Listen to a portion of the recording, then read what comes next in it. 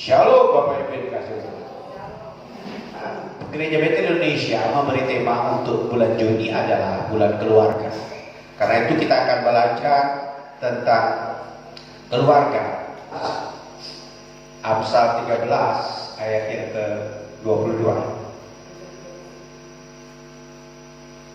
Ya, boleh kita bagi berdiri sekali lagi, kita mau baca bersama-sama dengan menghayati ayat ini dalam hitungan yang ketiga dari Amsal 13 ayat 22. 1, 2, 3. Orang baik meninggalkan warisan bagi anak-anaknya, tetapi kekayaan orang berdosa disimpan bagi orang benar. Sekali lagi, 2, 3. Orang baik meninggalkan warisan bagi anak cucunya, tetapi kekayaan orang berdosa disimpan bagi orang benar. Silakan duduk Bapak Ibu. Berbahagialah orang yang membaca firman Tuhan, merenungkannya dalam hati serta melakukannya. Berapa banyak Bapak Ibu yang hari ini boleh mengatakan bahwa dirinya adalah orang baik? Kok ada yang berani katakan? Karena orang baik itu orang lain yang menilai, bukan kita mengakui. Tetapi kalau ayat ini sudah mengidentifikasikan bahwa orang baik itu dia punya warisan, dia meninggalkan warisan bagi keluarga. Jadi kalau dia bilang, waduh, kalau saya belum berkeluarga, saya belum bisa dikatakan orang baik, saya belum bisa meninggalkan warisan bagi keluarga.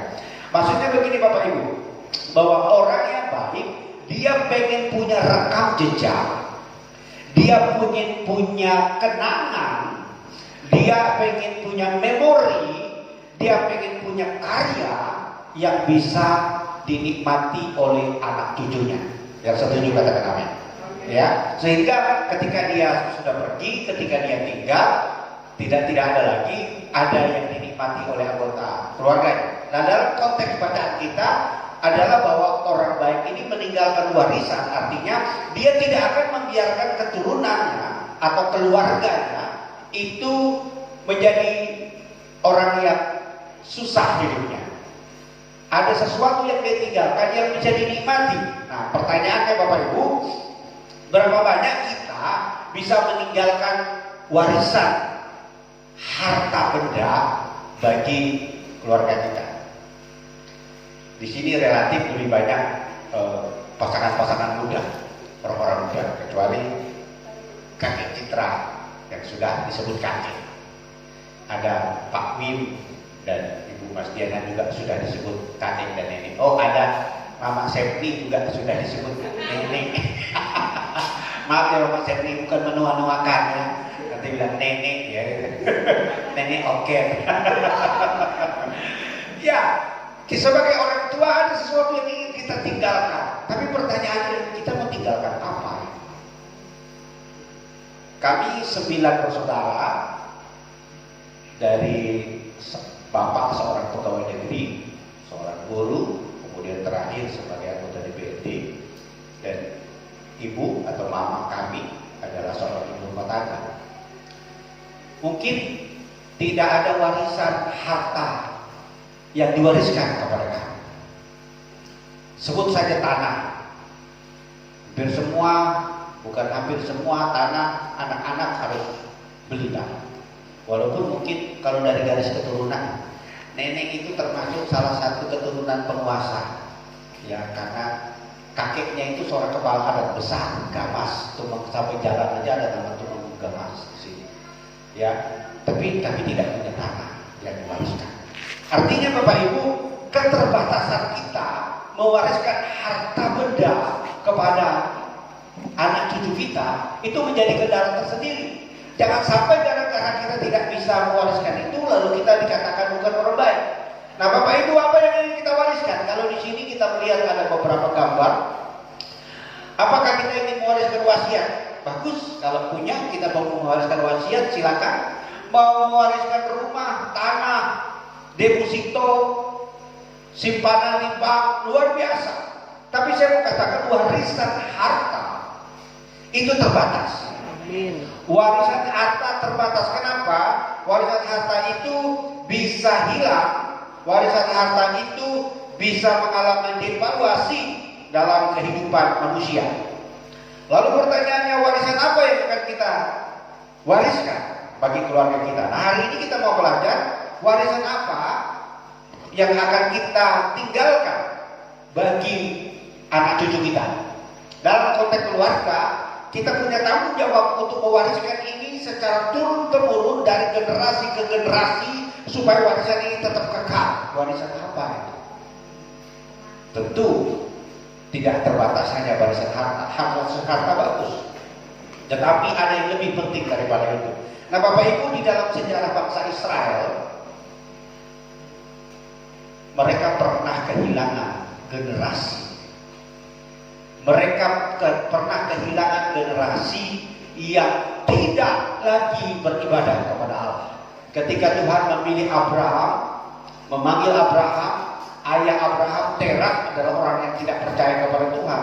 Dari sebelah timur, dari Mesopotamia, dipanggil untuk pergi ke satu tempat yang ditunjukkan oleh Tuhan.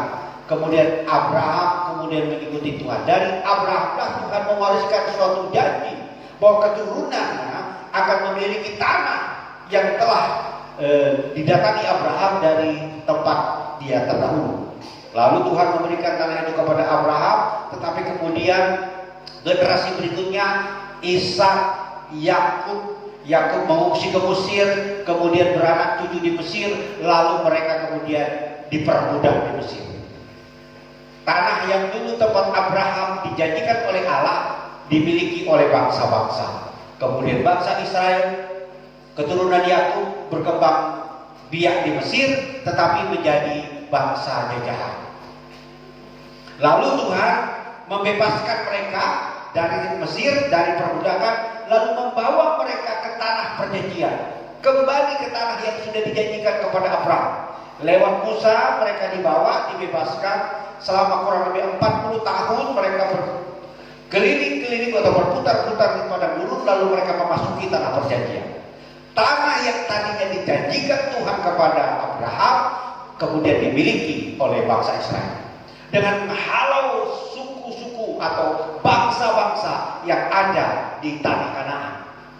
Ada orang Amori, orang Peris, orang Yebus, orang Kanaan, orang Filistin dan sebagainya dimusnahkan oleh Tuhan demi Tuhan memberi tanah itu kepada Israel sebagai suatu bangsa. Sebelum Israel memasuki tanah perjanjian, Tuhan memberikan perintah lewat Musa supaya mereka sungguh-sungguh beribadah kepada Allah, supaya mereka jangan sampai menyimpang, supaya mereka berpaut sepenuhnya kepada Tuhan. Supaya apa? Supaya mereka tetap tinggal di tanah itu, tanah yang sudah dijadikan Tuhan dengan sumpah kepada Abraham. Nah, puncaknya Bapak Ibu, ketika Israel masuk ke tanah perjanjian, Yosua di masa akhir tuanya kemudian membuat perjanjian lagi dengan bangsa Israel. Supaya apa? Supaya mereka tetap setia kepada janji dengan Tuhan. Allah yang telah mengaruniakan tanah itu kepada mereka. Kita melihat Yosua bagian akhir, Yosua pasal 24 tentang pembaharuan perjanjian di Sikem. Ada kalimat yang terkenal di dalam Yosua pasal 24 ayat 15. Yosua berkata begini, jika kau pandang baik bagimu untuk beribadah kepada Allah di seberang sungai Efrat, itu bicara tentang Allah nenek moyang Abraham, silakan kamu beribadah kepada itu. Atau kamu beribadah dengan Allah orang Amori yang telah dikalahkan oleh bangsa Israel, Allahnya telah dihancurkan, kamu mau beribadah dengan Allah mereka, silakan. Tetapi aku dan seisi rumahku, kami akan beribadah kepada Allah. Itu statement yang luar biasa dari seorang pemimpin besar Israel yang namanya Yosua. Tapi apa yang terjadi Bapak Ibu? Setelah bangsa Israel membuat ikrar perjanjian itu dengan bangsa Israel, kita melihat di dalam Hakim-Hakim pasal 2 ayat 7 sampai 13. Demikian firman Tuhan. Dan bangsa itu beribadah kepada Tuhan sepanjang zaman Yosua dan sepanjang zaman para tua-tua yang hidup lebih lama daripada Yosua dan yang telah melihat segenap perbuatan yang besar yang dilakukan Tuhan bagi orang Israel. Ayat 8, dan Yosua bin Nun hamba Tuhan itu mati pada umur 110 tahun, yang dikuburkan di daerah milik pusakanya di Timnat Heres di pegunungan Efraim di sebelah utara Gunung Gaas. 10. Setelah seluruh angkatan itu dikumpulkan kepada nenek moyangnya, bangkitlah sesudah mereka itu angkatan yang lain, artinya anak cucu mereka, keturunan mereka, yang tidak mengenal Tuhan atau perbuatan yang dilakukannya bagi orang Israel.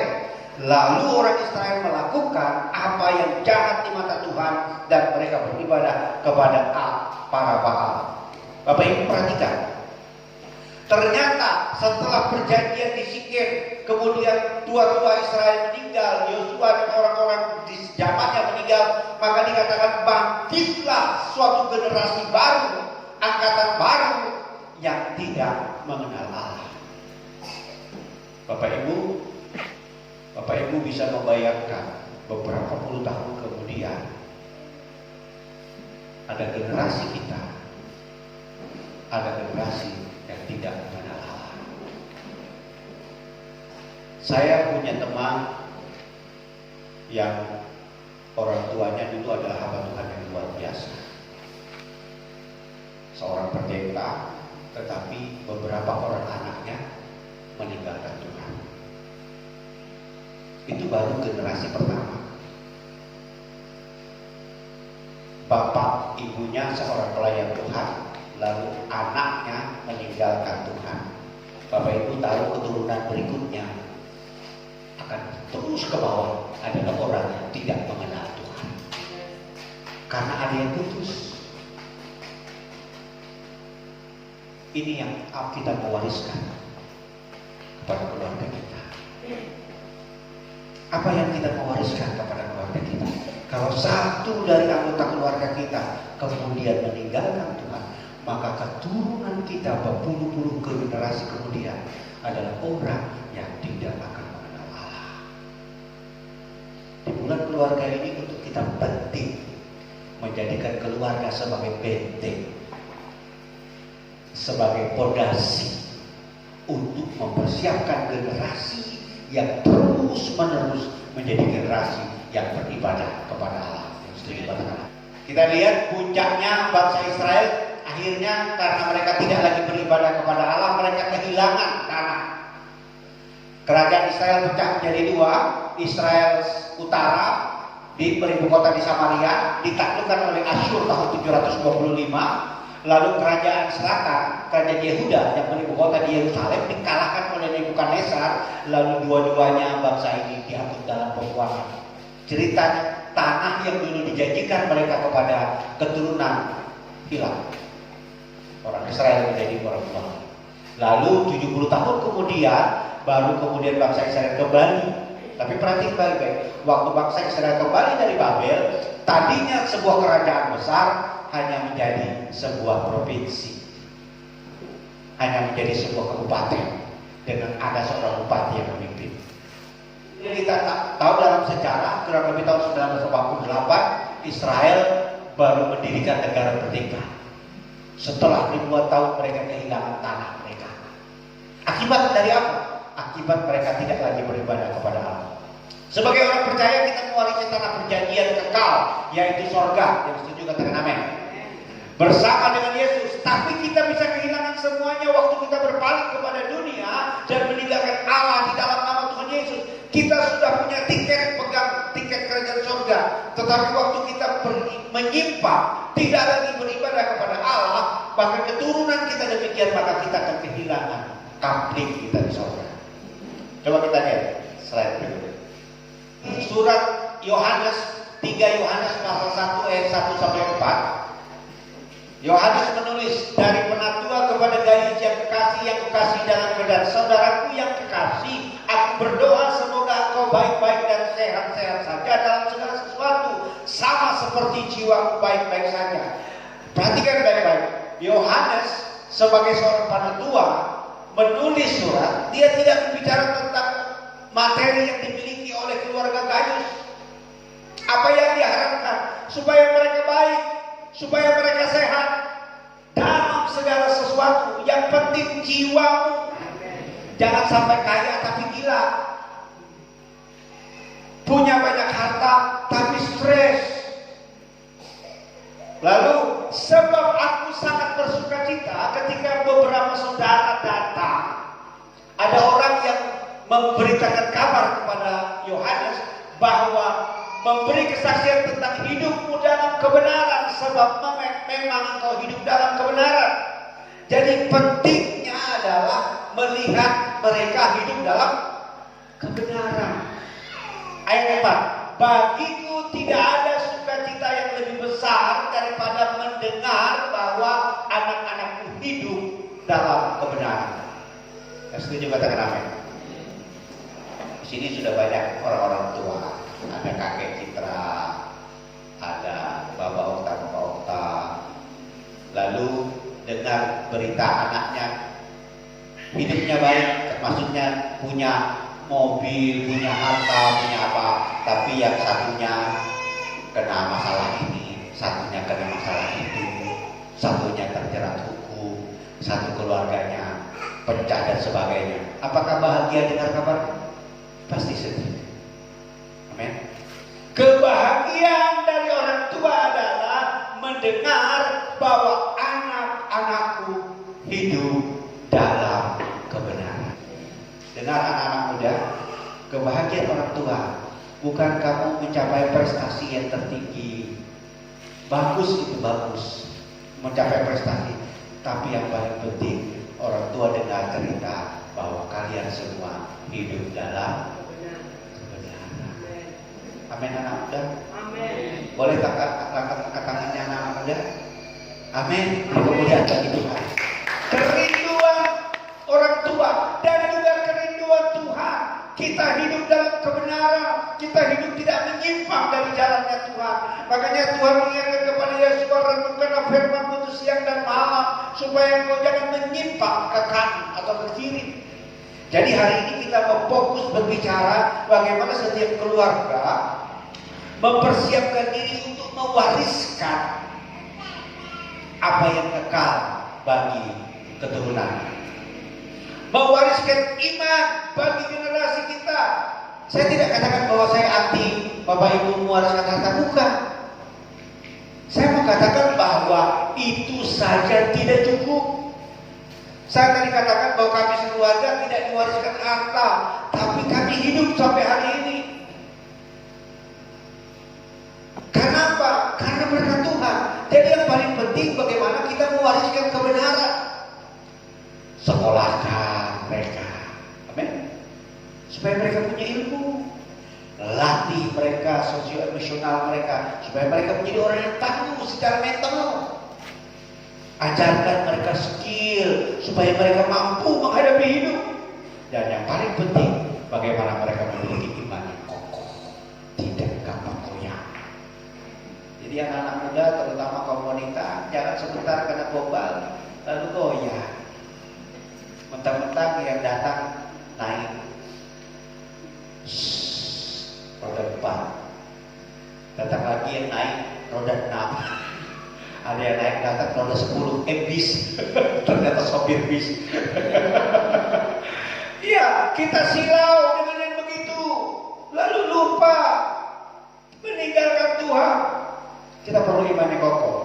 Di dalam 2 Timotius pasal 1 ayat 5, bagaimana Paulus bangga dengan Timotius, bahwa Timotius walaupun masih muda bisa dipercaya sebagai gembala jemaat, bisa memimpin orang-orang untuk percaya kepada Tuhan, menggembalakan mereka. Tetapi itu tidak sekonyong-konyong simsalabim, tapi itu didapat dari warisan orang tuanya. Sebab aku teringat akan imanmu yang tulus ikhlas, yaitu iman yang pertama-tama hidup dalam nenekmu Lois. Iman yang diwarisi oleh Timotius itu pertama dari neneknya Lois, dan ibunya ini menikah dengan orang tidak percaya, dengan orang Yunani. Tapi kemudian orang Yunani itu proselyt menjadi beragama Yahudi. Dia membawa jiwa, membawa orang kepada Tuhan. Iman itulah yang kemudian Paulus yakin diwarisi oleh Timotius. Berapa banyak kita mewariskan iman kita kepada anggota keluarga kita? Itu tidak bisa simsalabim. Sekali lagi, warisan iman itu dalam bentuk apa?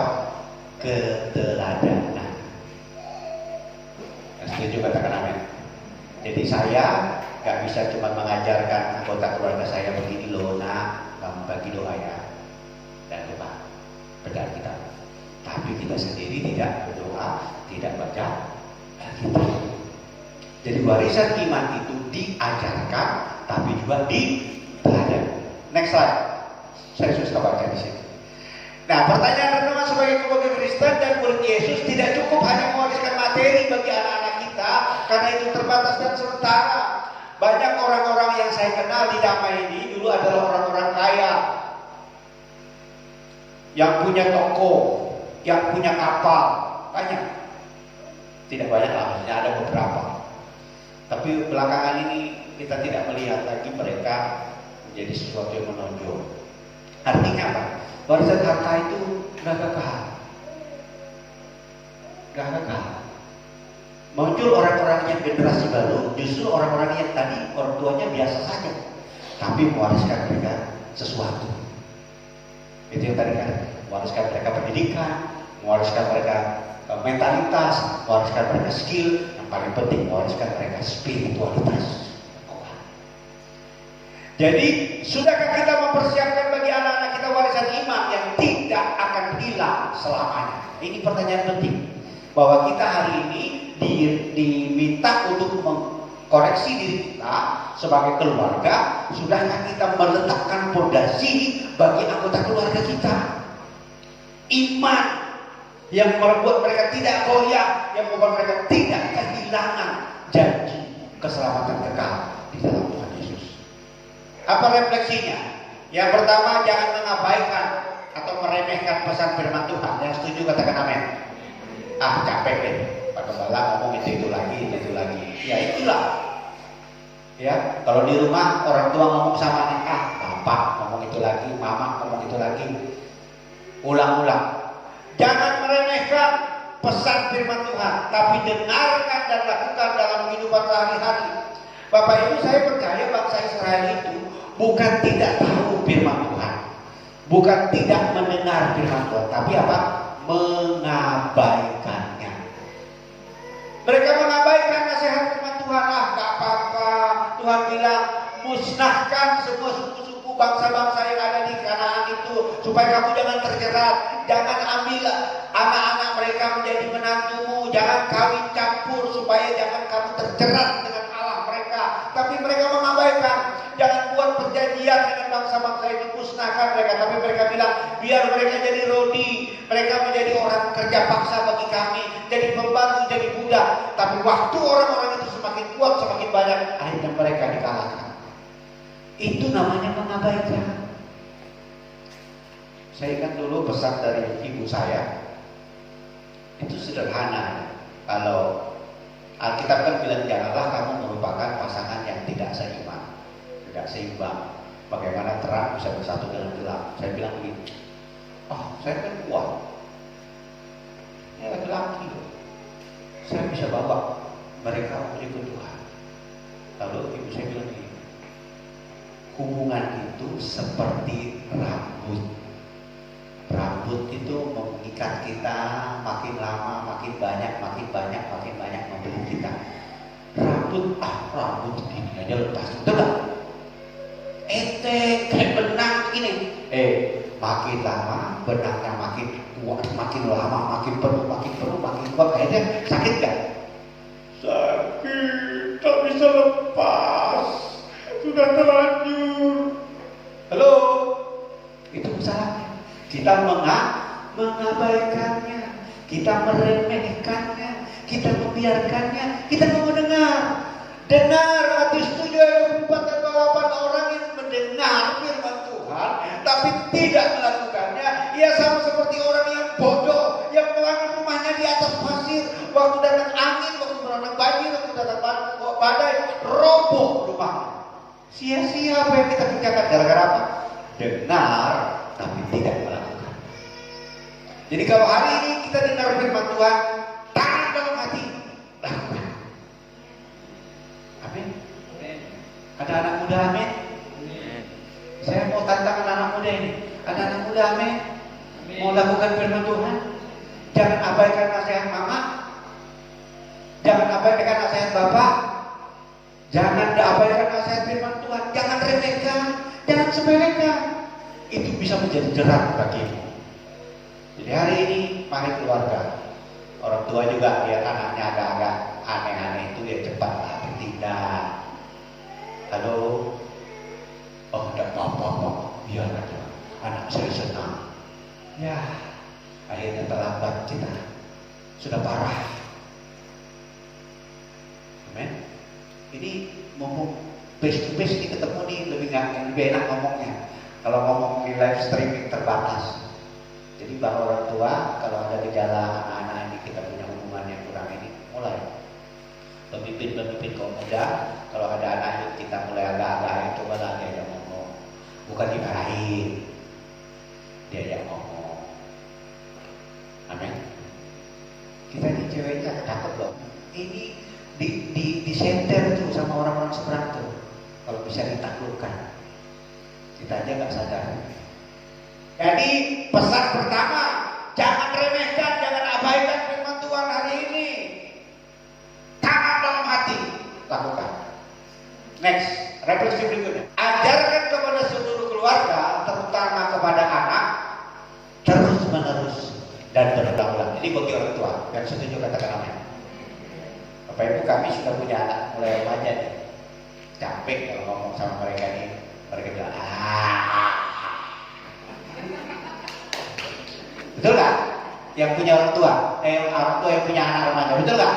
Iya, tapi jangan berhenti. Ya udah, kalau kamu mau dengar bapak nak ngomong lagi deh. Ya udah, kamu nggak mau dengar mama nak ngomong lagi deh. Berarti kita kalah. Amin orang tua. Oleh Pak. Firman Tuhan di dalam Ulangan pasal 6 ayat 4 sampai 8, sampaikan kepada anakmu waktu mereka duduk, waktu mereka berdiri, waktu mereka makan, waktu mereka berjalan, waktu kamu bersama-sama, ajarkan terus firman Tuhan. Amin. Makanya kami sesi yang paling tidak enak mungkin bagi anak itu seksi makan siang. Makan bersama. Karena di dalam kesempatan makan bersama lah ada kuliah bisa 1 SKS, bisa 2 SKS. Karena berikutnya udah masuk kamar masing-masing, udah nggak bisa lagi. Jadi kalau perjalanan ini kesempatan. Amin. Saya mau sampaikan kepada orang tua, jangan menyerah. Kami juga mengalami ini, anak-anak sudah mulai tumbuh, sudah mulai banyak hal-hal yang mereka di kepala mereka. Kadang-kadang nggak sependapat dengan orang tua, itu wajar saja. Tapi tugas orang tua sampaikan terus. Kok nggak ada aneh kan bapak-bapak? Tugas orang tua sampaikan terus menerus.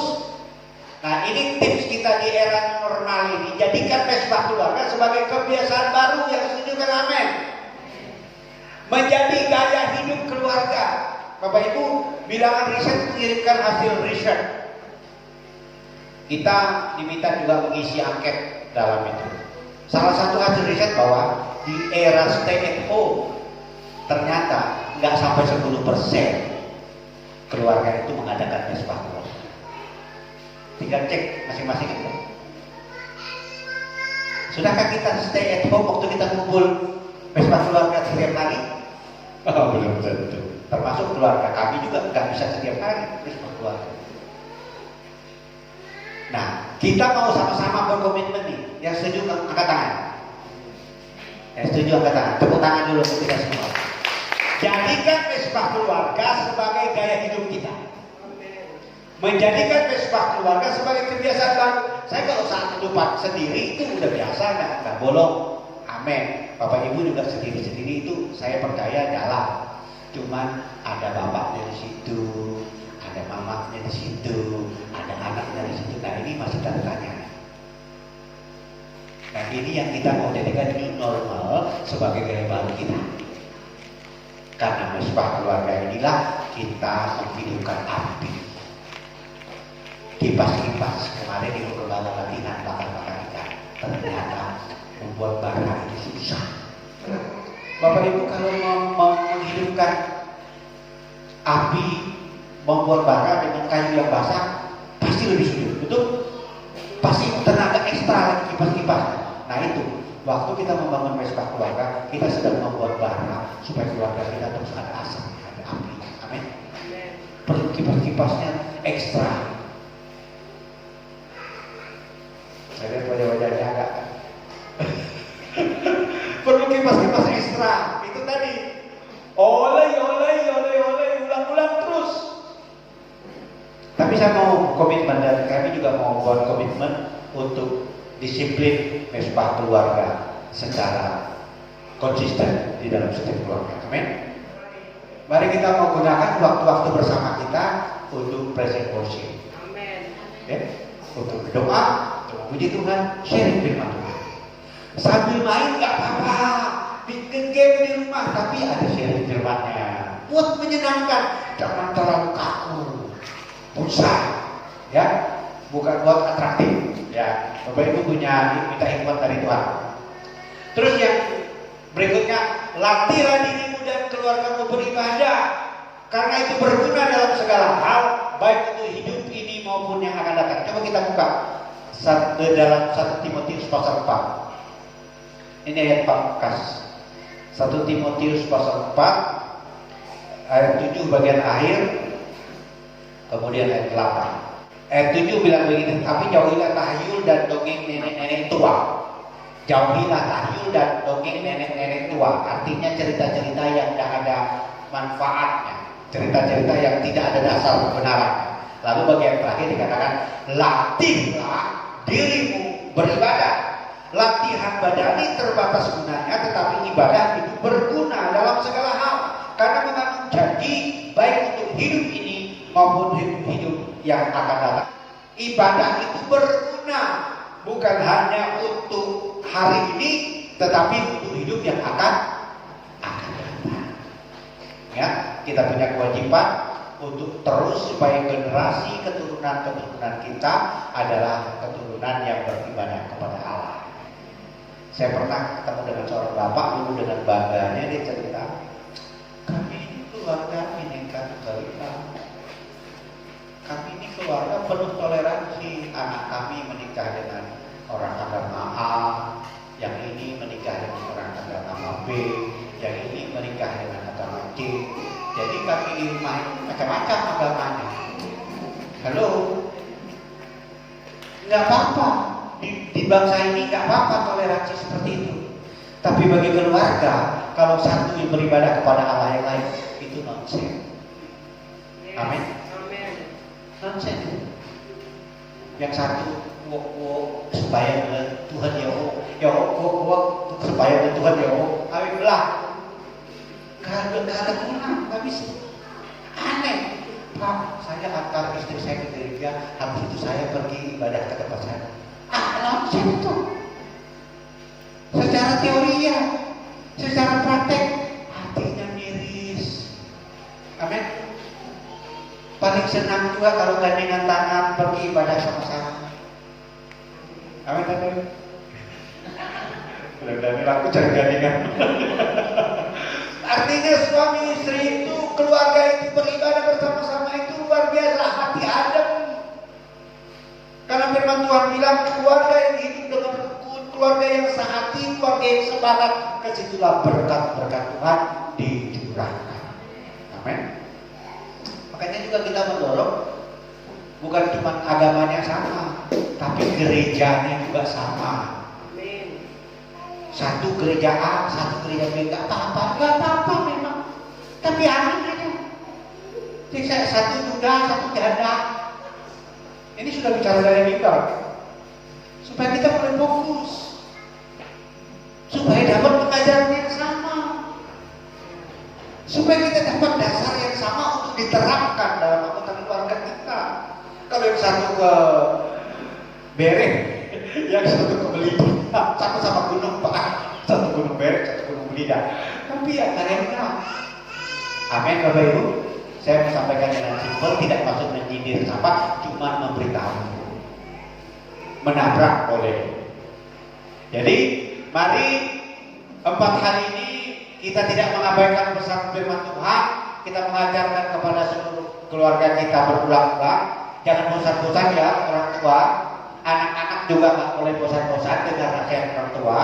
Kemudian di era new normal ini mari kita komitmen menjadikan pesta keluarga sebagai gaya hidup baru. Praise and worship, gaya hidup baru bersama. Sulit memang kalau kita belum terbiasa, tapi juga harus mengatur jadwal. Masing-masing orang punya jam-jamnya masing-masing, tapi kita mau coba untuk satu keluarga bersama-sama. Haleluya. Amin. Tuhan memberkati. Shalom.